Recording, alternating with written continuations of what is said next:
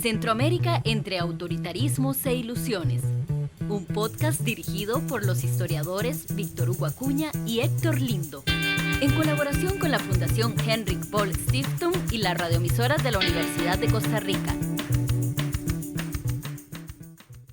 En esta temporada de 4 episodios, el historiador y profesor emérito de la Universidad de Fordham, Héctor Lindo, y el historiador y profesor emérito de la Universidad de Costa Rica, Víctor Hugo Acuña, establecen un vínculo entre los jóvenes actuales y aquellos jóvenes del pasado. Se acercan con perspectiva histórica a sus luchas políticas y sus experiencias personales en regímenes autoritarios.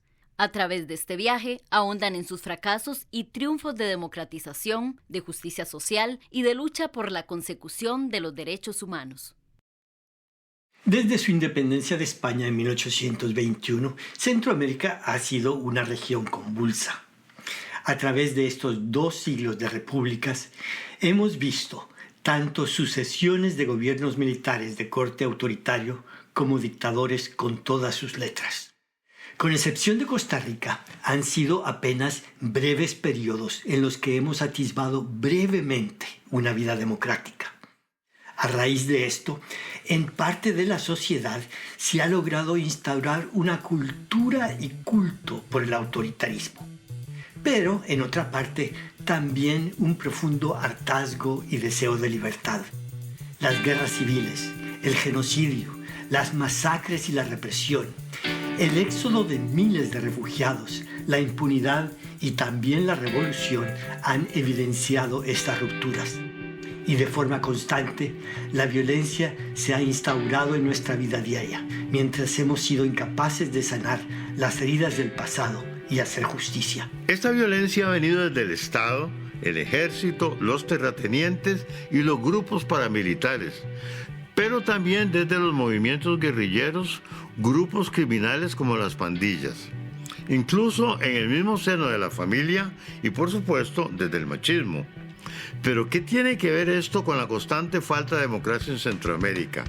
¿De qué forma los gobiernos autoritarios, con su política sistemática de recortar los derechos humanos, impiden alcanzar nuestros deseos de libertad de forma colectiva? Bienvenidas y bienvenidos a Centroamérica entre autoritarismos e ilusiones. Yo soy el historiador Héctor Lindo Fuentes. Y yo soy Víctor Hugo Acuña.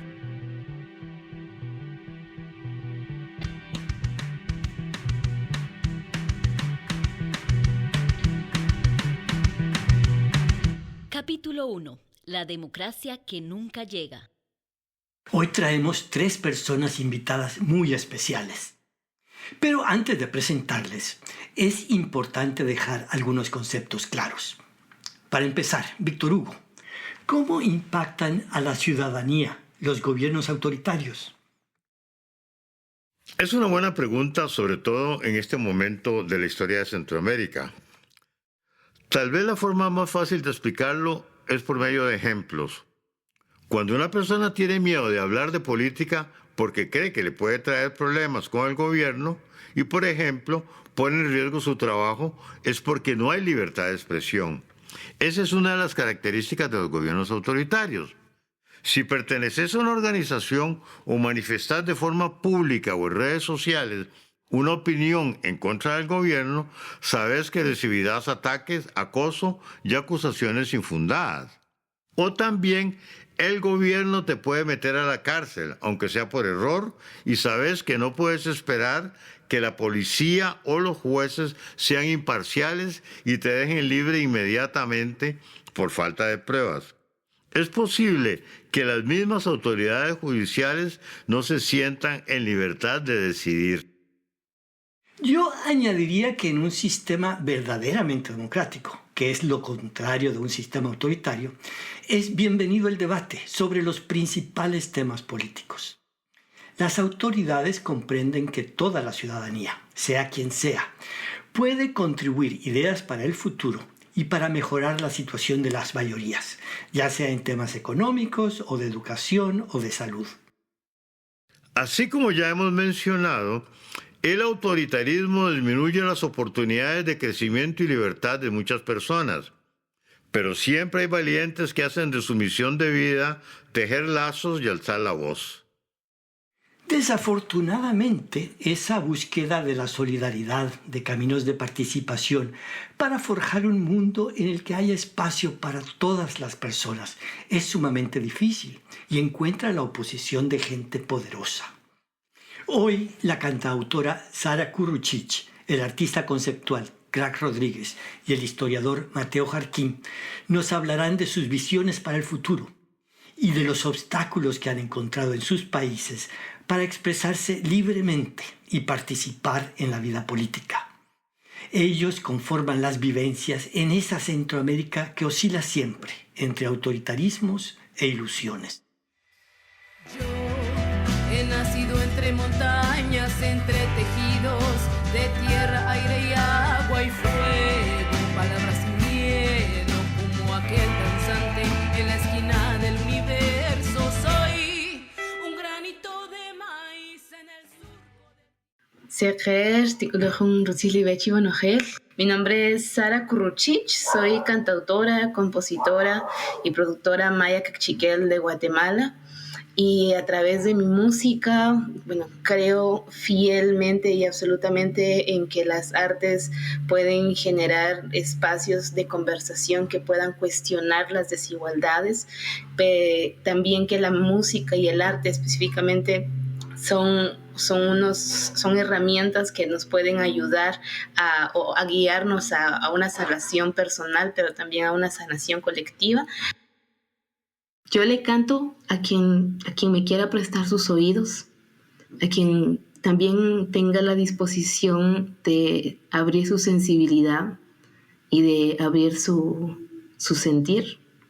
Porque creo que cuando tenemos abierto, tenemos la ventanita o la puerta de nuestra conciencia abierta, viene la empatía, viene la solidaridad, viene el cuestionamiento también.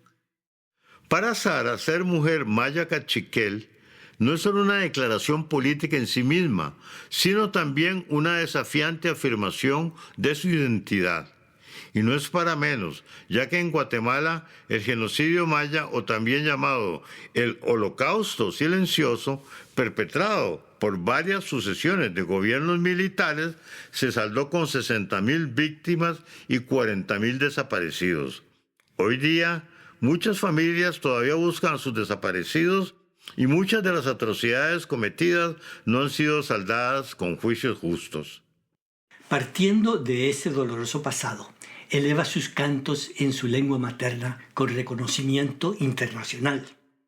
Nacida en 1993 en San Juan Comalapa, en Chimaltenango, Guatemala. La música de Sara reivindica una historia de memoria colectiva, así como la rica cultura y lenguas de los pueblos indígenas. Sara ha abordado su arte junto a las luchas transversales de nuestros tiempos y de su generación, así como su propia reivindicación personal. Y así, por ser quien es y decir lo que piensa, se ha enfrentado a numerosos obstáculos. Cuando hablamos del arte, muchas veces nos encontramos con desafíos y con retos bastante amplios. Uno de ellos es que cuando nos dedicamos al arte, nos estamos enfrentando también a toda una estructura que visualiza el arte únicamente como un objeto de consumo, nada más. Esto es en principio, ¿no? Ya pensamos en la industria de la música, en lo que trae hacia nosotras como mujeres, las barreras por ser mujeres, las cargas más grandes también por ser mujeres indígenas. Todo esto va sumando para que muchas veces nuestras participaciones en los espacios artísticos, que también son espacios políticos, sean muy difíciles. Sara ha logrado mucho reconocimiento por su valentía al cuestionar las desigualdades, injusticias y discriminaciones de su sociedad. Esto le ha hecho sufrir mucha hostilidad de parte de ciertos sectores. Y si bien en el espacio de las redes sociales Sara tiene miles de seguidores, también ha cosechado muchos detractores. persecución hacia quienes quieren levantar la voz. Y no digamos que además de que las redes sociales, sin duda alguna, son una manera maravillosa y poderosa de amplificar nuestras propuestas de música, nuestro corazón, como lo pensamos, pero también las redes sociales son un medio de mucha violencia. Y hay grupos muy grandes que están vinculados o han estado vinculados con personas que han estado en los gobiernos, en puestos de poder muy altos, que han contratado a muchas personas que se dedican a violentarte, a agredirte, a amenazarte desde las redes sociales.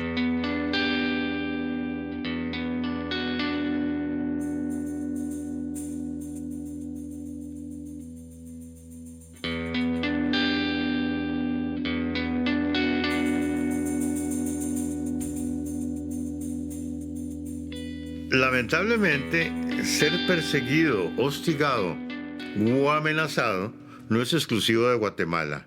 En El Salvador, otro artista y activista ha sido objeto de violencias que lo han hecho salir de su país. Recordemos que desde 2022, El Salvador vive bajo un régimen de excepción que da poderes extraordinarios al gobierno. Bajo este régimen, el gobierno puede detener a las personas sin decir por qué. Las personas detenidas no tienen acceso a asistencia legal inmediata. Se elimina el periodo de 3 días para las detenciones provisionales y se permite al gobierno interceptar comunicaciones. El fin fue de encarcelar pandilleros de las maras, pero en este tiempo se han encarcelado 95,000 personas, entre las que se estima que hay hasta 30,000 personas inocentes, y de las cuales sus familiares no tienen apenas noticias.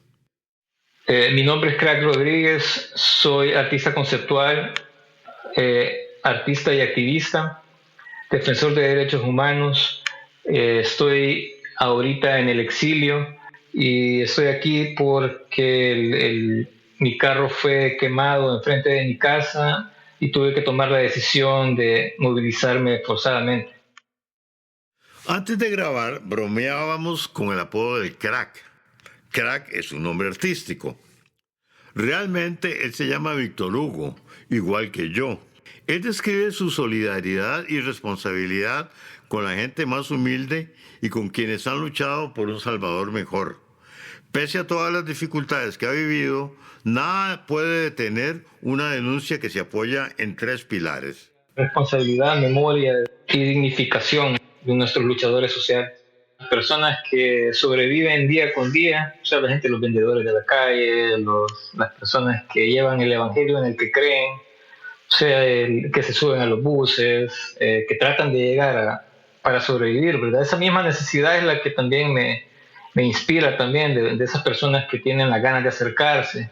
No podemos dejar de hablar de un problema que está ahí, no se ha erradicado. Es importante estar denunciando todo lo que está haciendo este gobierno para que quede, si en el momento quizás no se pueda realizar algo, que vaya quedando documentación de las diferentes voces que están haciendo el intento de poder documentar. Si no podemos pasar a otro plano, por lo menos que se documente y que tengamos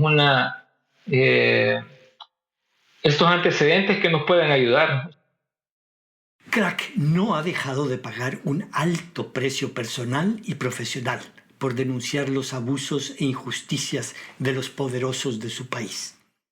Todo esto generó un clima de tensión en el día a día para Crack, un visible opositor del gobierno, que ya había realizado varias performances artísticas para denunciar lo que para él son atropellos a los derechos humanos y a la democracia de su país. Crack asegura que uno de los eventos que más lo marcó fue cuando en 2022 el ministro de Trabajo, Rodrigo Castro, lanzó una advertencia asegurando que todos los que acudieran a la marcha del 1 de mayo lo hacían en defensa de las pandillas. Entonces ese mismo señalamiento marcó un montón en el miedo que le dio a mis familiares, sobre todo a mi madre. Enfrente de la casa incendiaron mi carro y pues llegó los bomberos y todo, ¿verdad? Pero eso también fue una bandera roja que ya había que movernos. Ahorita me ha costado un poco rehacer mi vida. También con respecto a mi trabajo sí he estado como bastante lento en eso. Kerak y Sara son dos ejemplos del alto costo personal y profesional que supone ser defensor de los derechos humanos. Incomodar al poder en Centroamérica puede salir muy caro, y la represión, las amenazas de extraños en redes sociales e incluso el exilio son constantes atentados contra su libertad. Y si, como dice Kerak, es importante rescatar la memoria, el nicaragüense Mateo Jarquín ha entendido la importancia de estudiar la historia de su país, no solo para comprenderlo mejor, sino también para crear una cultura de reflexión crítica. Una pausa y volvemos.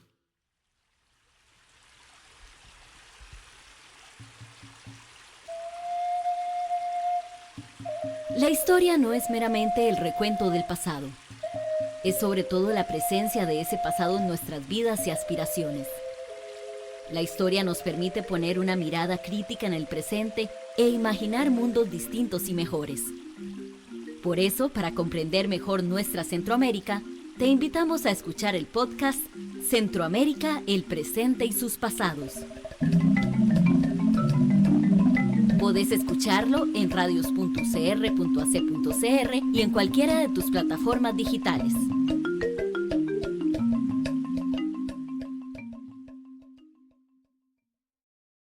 Escuchamos a Mateo. Bueno, hola, soy Mateo Jarquín, historiador nicaragüense y soy historiador de Nicaragua, entre otras cosas. Soy profesor de Chapman University en California, en Estados Unidos, y hace poco publiqué mi primer libro sobre el ascenso y la caída de la revolución sandinista.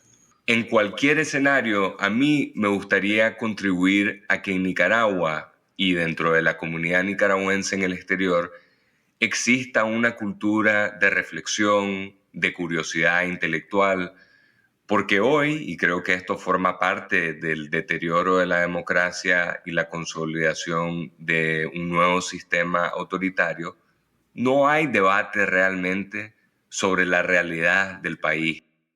Mateo aspira a una Nicaragua con más pluralismo político, es decir, donde las personas puedan tener diferentes opiniones sin entrar en conflicto. Habla también de una democracia social, en la que los grupos desfavorecidos tengan más acceso a los servicios del gobierno. En Nicaragua vivimos de un día para otro.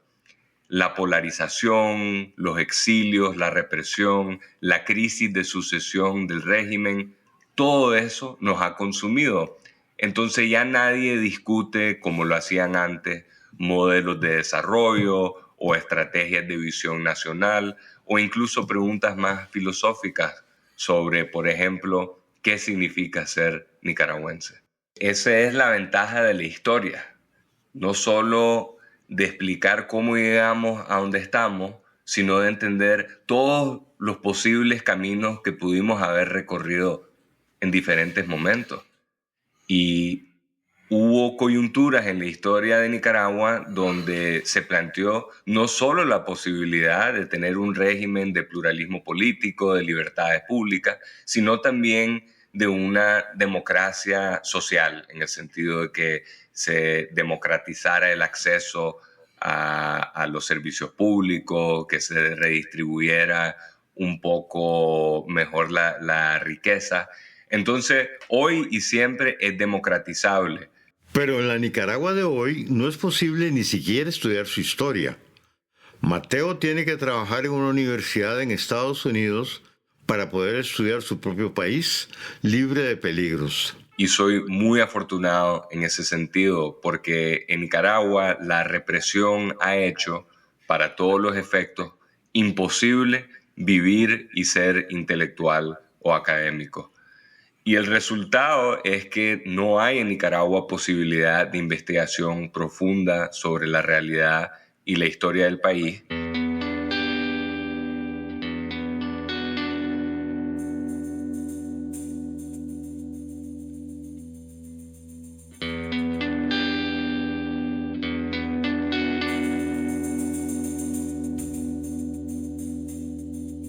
Como tú sabes, Víctor Hugo, estas vivencias que comparten con nosotros Sara, Crack y Mateo no son únicas en la historia de Centroamérica.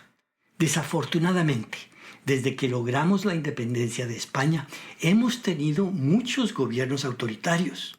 Tenés razón, Héctor, pero no nos olvidemos de que también siempre hemos tenido juventudes idealistas que han luchado por un futuro mejor a pesar de los riesgos. Te propongo que nos contés un poco sobre nuestro pasado autoritario y luego yo puedo hablar sobre las juventudes de Centroamérica que nos han inspirado con su visión de un futuro mejor. Excelente. Empecemos. Cuando celebramos el 15 de septiembre, conmemoramos el día en que Centroamérica se declaró independiente de España. En ese momento, uno de los aspectos que más molestaban a los centroamericanos de ser parte del Imperio Español era que lo gobernaba un rey dentro de un sistema en que los centroamericanos no tenían la posibilidad de hacer escuchar su voz para explicar sus problemas y encontrarle solución. Después de la independencia, los próceres escribieron una constitución política que reorganizaba el sistema político.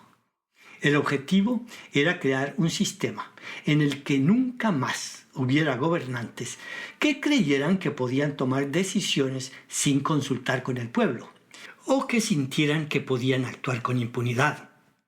Este sistema incluía elecciones periódicas, la existencia de 3 poderes del Estado independientes entre sí: el ejecutivo, el legislativo y el judicial. La idea era que si el presidente, que estaba al frente del ejecutivo, hacía algo incorrecto, un poder judicial independiente o la asamblea legislativa le ponían freno. Sin embargo, la tentación de hombres poderosos de tomar el poder para gobernar sin restricciones e incluso enriquecerse era muy grande. Las décadas que siguieron a la independencia fueron muy turbulentas en todos los países centroamericanos y hubo líderes militares que aprovecharon la ocasión para tomar la presidencia por la fuerza y restarle poder a los otros poderes del Estado. En esos años empezamos a observar el fenómeno de gobiernos que cambiaban la Constitución o manipulaban las elecciones para reelegirse.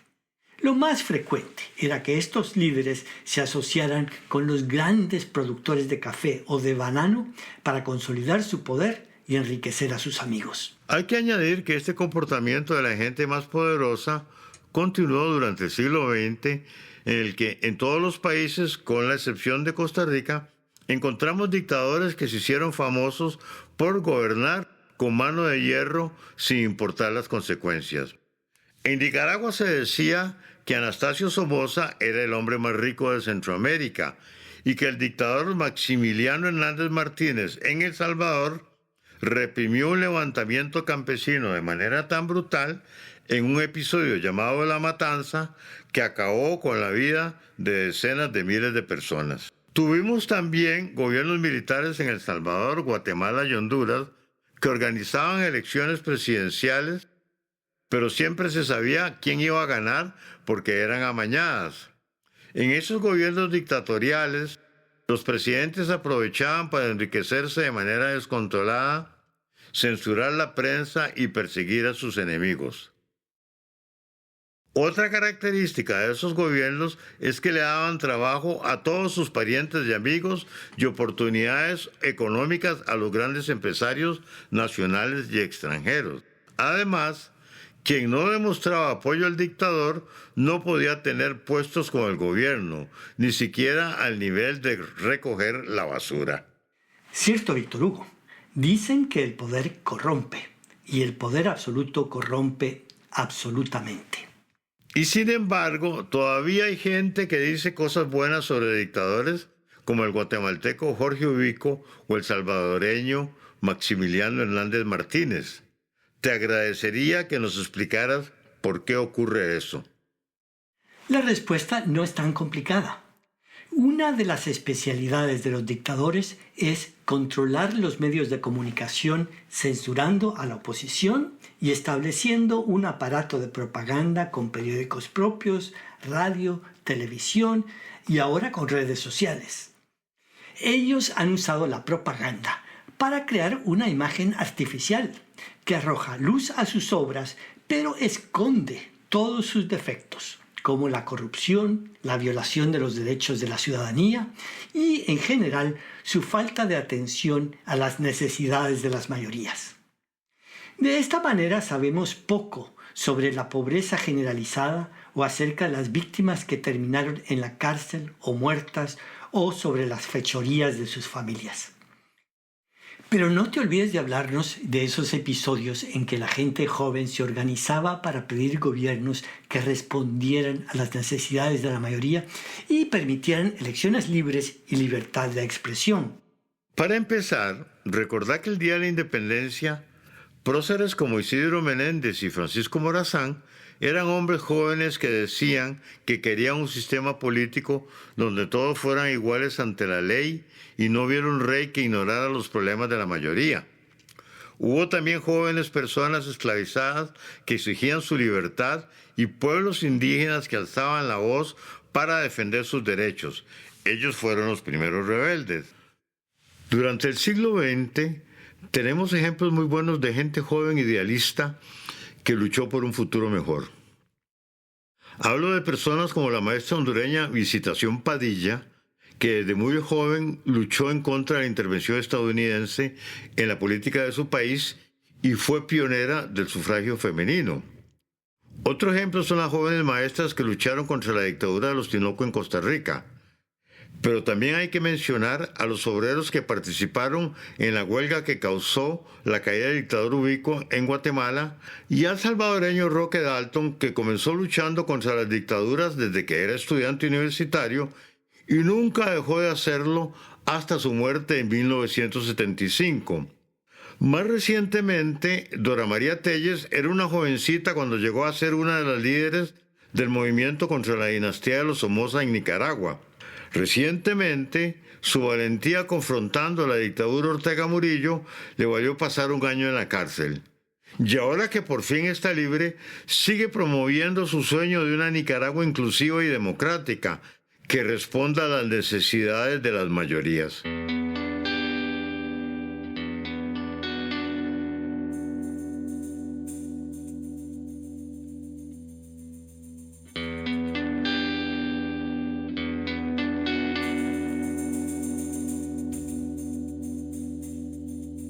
Al igual que Dora María Telles y tantas otras personas valientes en Centroamérica, nuestros invitados tienen una visión de futuro por la que trabajan incansablemente.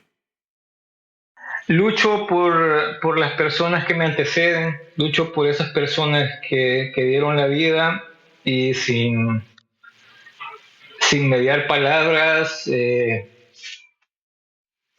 sin conocerme. Esta gente que ha muerto por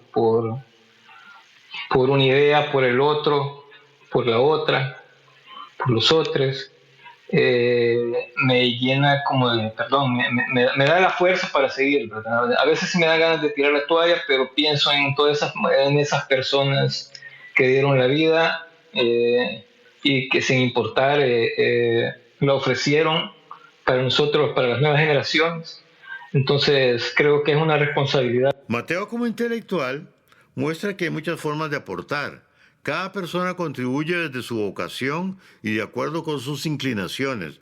Él no se considera activista en el sentido tradicional. Tengo a muchos amigos nicaragüenses que sí lo son, pero ese no ha sido mi papel. El mío más bien ha sido el de un cronista. Uno que busca contestar preguntas acerca del pasado de nuestro país, pero a la misma vez planteando preguntas nuevas que nos inspiran a reflexionar sobre el presente de una manera inesperada. Y todo eso, sobre todo en el contexto centroamericano, en sí es una lucha. La experiencia guatemalteca después de las elecciones presidenciales en las que ganó Bernardo Arévalo en 2023 muestra que la vocación democrática sigue viva en Centroamérica y que la participación ciudadana organizada puede dar sus frutos. Grupos antidemocráticos intentaron dar marcha atrás a los resultados electorales, Pero amantes de la democracia, con liderazgo de organizaciones indígenas, apoyaron a las autoridades electas de manera legítima. Sara nos habla de ello. Los 106 días de resistencia de los pueblos indígenas acá en Guatemala para que se lograra respetar, pues sí, uno de los ejercicios políticos o visibles de la democracia, que es también el tema de las elecciones, y que hace que puedan tomar poder el gobierno actual de Bernardo Arévalo y Karen Herrera. Ella nos da un testimonio emotivo de lo que sintió al ver el éxito del proceso. Sí, yo jamás, tengo 31 años y desde que tengo memoria hasta la actualidad, jamás me había sentido en un espacio de celebración y como de un sentir de dignificación tan grande como en ese momento, jamás.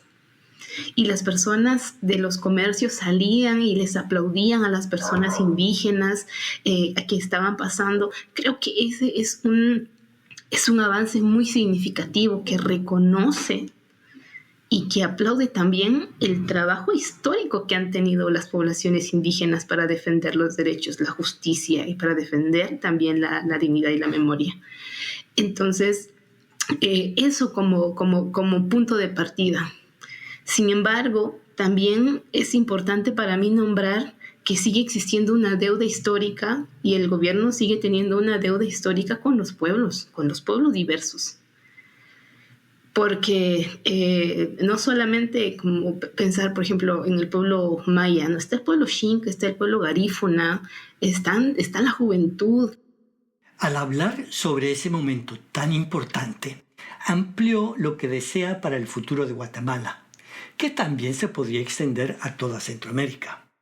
Me encantaría que, por ejemplo, los espacios de participación o los puestos de gobernanzas sean diversos, donde haya mujeres, donde hayan hombres que vengan de diferentes pueblos, porque también muchas veces este alejamiento que se tiene de cómo viven, de cómo ven, de cómo sienten las personas de tal pueblo.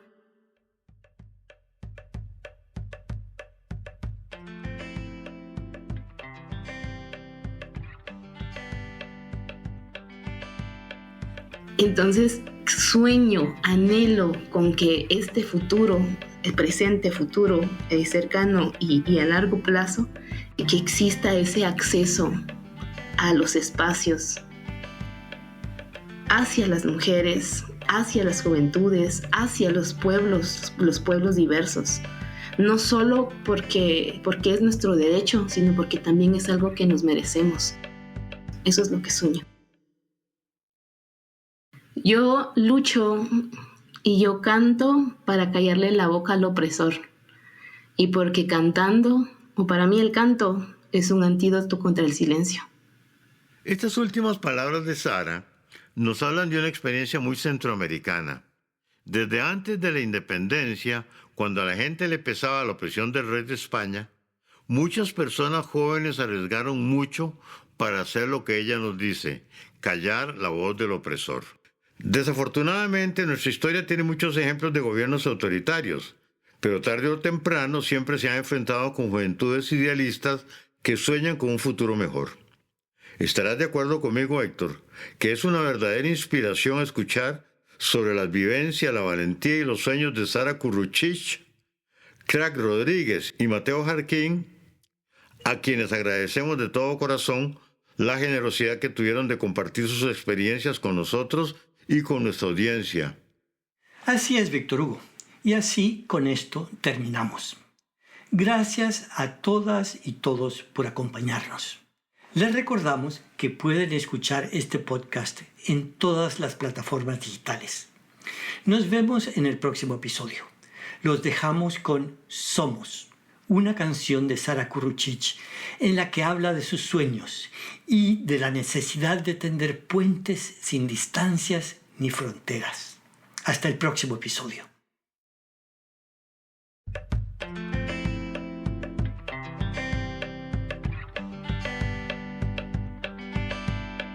Paulef chukakaj ukumas nushajorilla riqaq. En los suelos y los cielos ukumas danza agua y fuego, danza el árbol con el viento. Espiral de tiempo. De la raíz de la tierra crecen los versos que entintan esperanza.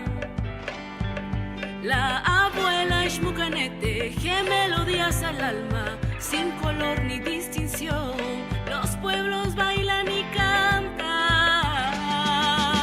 Somos viento, somos sol y sueños multicolor. Somos este norte, sur y oeste. Somos historia, lienzo y canción. Escribimos el tiempo junto a voces y miradas. Nuestros sueños navegan bajo el sol y la luna misma. Dejamos puentes sin distancias ni fronteras.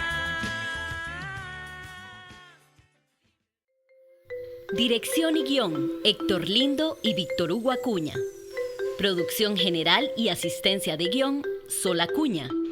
Música original, grabación, edición, mezcla y montaje, Fran Maravilla y Eduardo Rosales. Asistentes de grabación, Mariana Bolaños y Eduardo Rosales. Locuciones, Mariana Rivera. Este podcast ha sido producido gracias al apoyo de la Fundación Henrik Böll Stiftung de El Salvador y las radioemisoras de la Universidad de Costa Rica.